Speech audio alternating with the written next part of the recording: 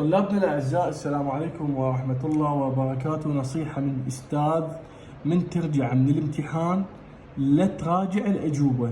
يعني أنت اليوم كملت مثلا مادة الفيزياء أو مادة الكيمياء أو الرياضيات أو الإنجليزي، لا تراجع الأجوبة. ليش؟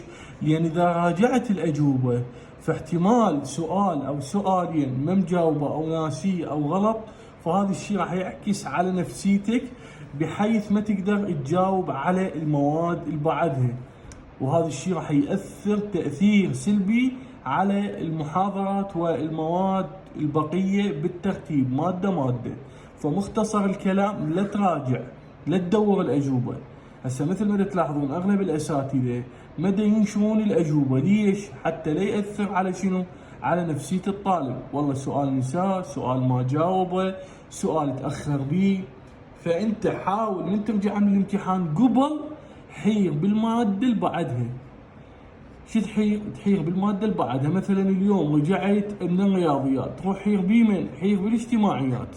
عوف هاي السالفة مال الأجوبة وما نعطيني الأجوبة وأنا ألقاها وأنا أحصلها، ما راح تفيدك.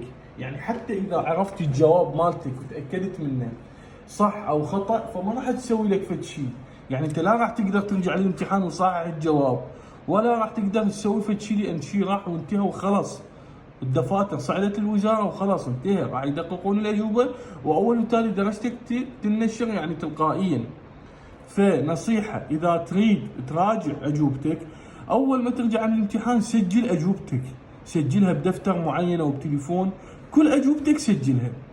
من ترجع من أخير امتحان اقعد براحتك دقق تدقيق الكتروني على كيفك. وهم أصلا بأخير امتحان ينشرون الأجوبة النموذجية مال الوزارة نفسها، فأنت سجل كل أجوبتك. من ترجع من أخير امتحان راح يرسمون لك الأجوبة النموذجية، اقعد طابق الجواب مالتك ويا الجواب النموذجي. اما هسه ما انصحك بتاتا تراجع او تقلب الاجوبه، لان هذا الشيء راح ياثر عليك تاثير سلبي. حتى اذا انت درجتك 100 فراح يوهوس لك الشيطان وجوز تقل توصل 80 او 70 او الى اخره. اذا انت سبع وبطل وذكي حير بالامتحان اللي بعدها والله يوفقكم. عندكم سؤال نزلوا لنا اياه بالتعليقات، ولا تنسون الاشتراك بقناتي على اليوتيوب. تحياتي لكم استاذ علي محمد، في امان الله.